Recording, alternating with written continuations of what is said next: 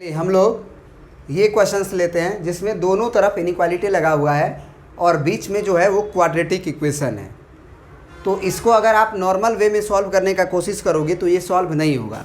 Normal way क्या होता है कि हम लोग क्या करते हैं कि एक ही इनइक्वालिटी से x के करीब पहुंचने का कोशिश करते हैं। मतलब कि 2 को भेज देते हैं, 5 को भेज देते हैं, जैसे कि हम लोग पिछला क्वेश्चन में किए थे।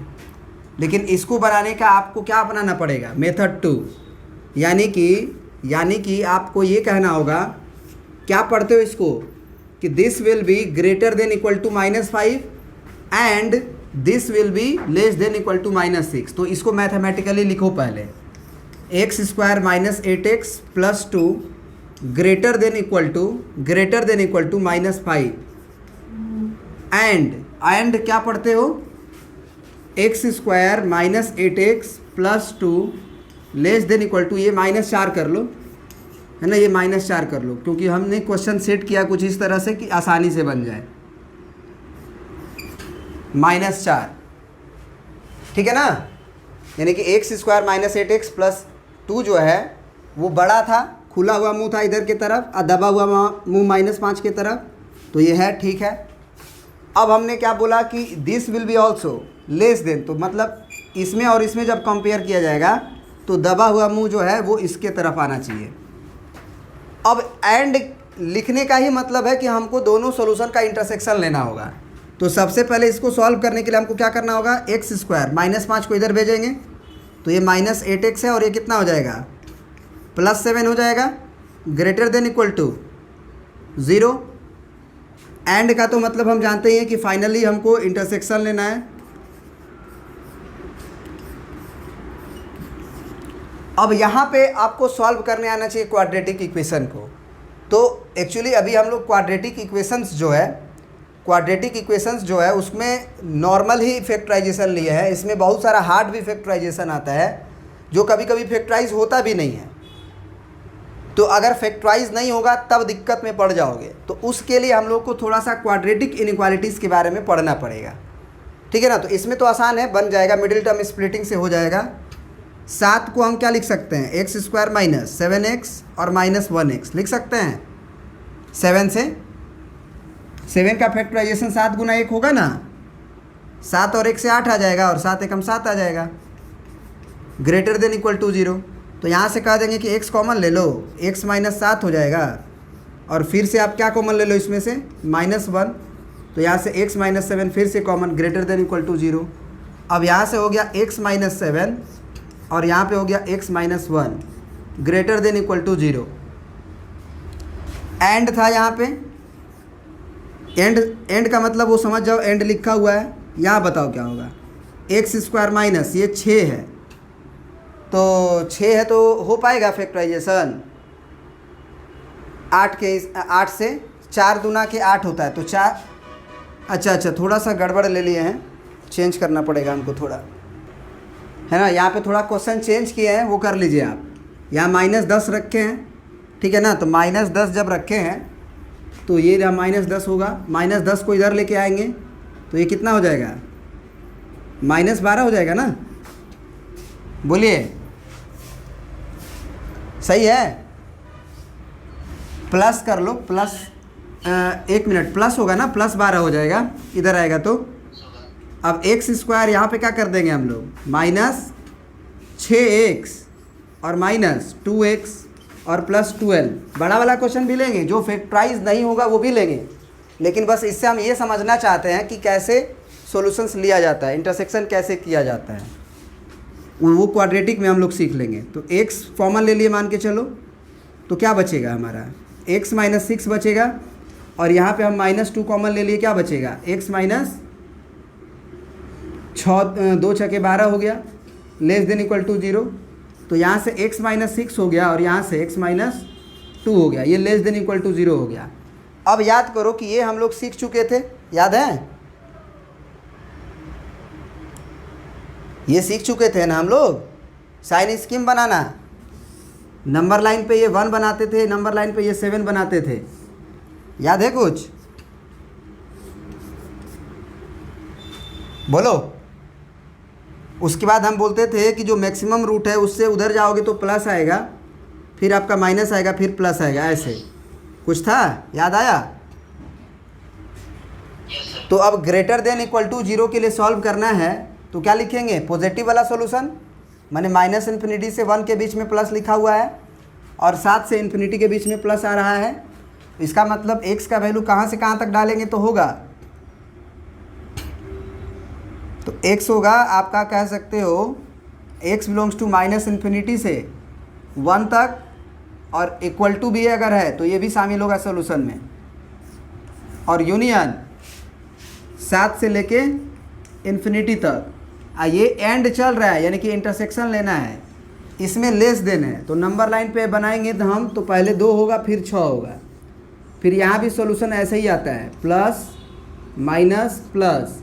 लेना किसके लिए है? लेस देन इक्वल टू 0 के लिए, मतलब नेगेटिव के लिए। मतलब इसमें सॉल्यूशन क्या आएगा? x बिलोंग्स टू 2 से लेके 6 तक, 2 पे भी क्लोज और 6 पे भी क्लोज, क्योंकि इक्वल टू है। क्या ये बात समझ में आया?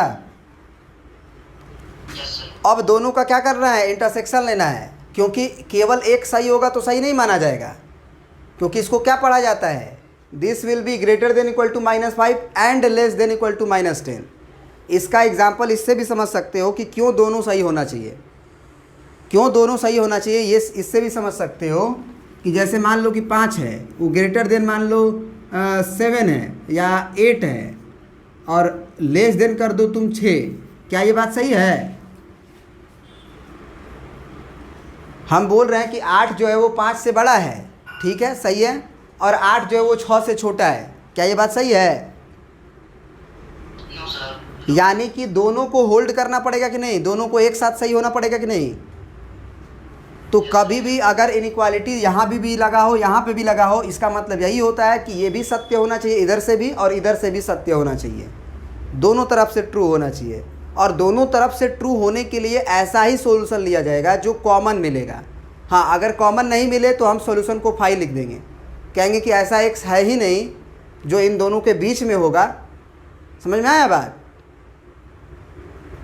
तो देखते हैं, अब कॉमन लेने आना चाहिए। तो कॉमन लेने का क्या तरीका है? एक साथ उसको ज़रा ड्रॉ किया जाए, इसको मिटाते हैं थोड़ा, यहाँ पे हम कॉमन लेंगे। देखो, सबसे पहले क्या कर लो कि एक नंबर लाइन बड़ा सा बना लो और पहला जो सॉल्यूशन आया हुआ है उसको लिखो। तो पहला सॉल्यूशन आया हुआ है माइनस इन्फिनिटी से लेके कहाँ तक? 1 तक, तो 1 बना लो, यानी माइनस इन्फिनिटी से लेके 1 तक हो गया। अगला बोला 7 से 8 तक, तो यहाँ मान लो 7 है तुम्हारा, तो ये 7 से इन्फिनिटी तक, तो ये इन्फिनिटी तक चले जाओ। ये पहला सॉल्यूशन बोला, इसका इंटरसेक्शन उसके साथ लेना था, तो उसको बना लो पहले। तो वो है 2 से 6 तक, ये तो नहीं मिलेगा कुछ भी, 2 यहाँ आएगा और 6 यहाँ आएगा ना, 2 और 6 तो इनके बीच में ना आएगा। बात समझ रहे हो? तो 2 से लेके 6 तक में क्या कोई भी कॉमन सॉल्यूशन मिल पाएगा? क्योंकि 2 और 6 के बीच में 1 से पहले वाला नंबर आएगा ही नहीं, 7 के बाद वाला नंबर आएगा ही नहीं, क्योंकि 2 और 6 तो 7 से कम है ना, और 1 से ज़्यादा है। तो इसका मतलब इस क्वेश्चन का आंसर क्या हो जाएगा? x belongs to 5। मतलब ऐसा x नहीं मिल पाएगा आपको जो दोनों तरफ से ट्रू हो। बात समझ गए? वैसे हम क्या लिखे थे, कहाँ से कहाँ तक लिखे थे? -5 से लेके -10 तक, यही लिखे थे ना? -5 से -10 तक लिखे थे ना? बोलोगे? भूल गए? तभी ना एक तरफ से इस -5 लिखे हैं, एक तरफ से -10 लिखे हैं। पहले ही गलती लिखे थे। कोई भी नंबर -5 से -10 तक होता है कि -10 से -5 तक होता है? छोटा से ना बड़ा होता है। तो ये पहले ही क्वेश्चन ही गलती लिख दिए थे, इसीलिए सॉल्यूशन भी नहीं मिला, इसीलिए सॉल्यूशन भी नहीं मिला। ऐसा भी क्वेश्चन होता है जो सॉल्यूशन नहीं मिलता है। तो ये क्वेश्चन हम कह सकते हैं कि एक इस तरह का क्वेश्चन का सॉल्यूशन क्या मिलेगा?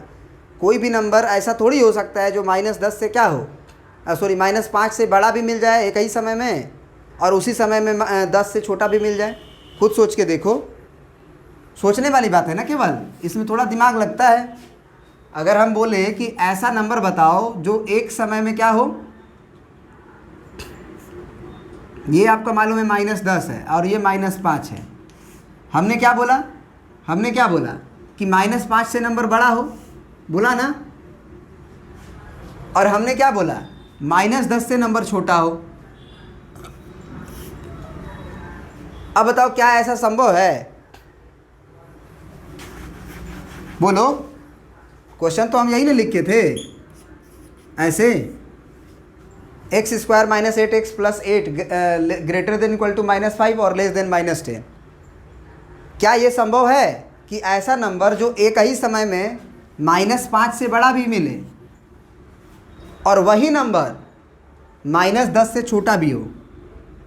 अगर वो नंबर -5 से बड़ा हो जाए तो वो तो उधर हो गया, इधर से उसको क्या लेना देना है, उसमें मिलेगा ही नहीं ना। तो ऐसी संख्या जो -5 से बड़ा है वो -10 से छोटा नहीं हो सकता है। इसीलिए डायरेक्टली इस क्वेश्चन को ऑब्जर्व करके भी इसका आंसर बताया जा सकता था कि इसका आंसर होगा x बिलोंग्स टू 5। बात समझे कि नहीं समझे?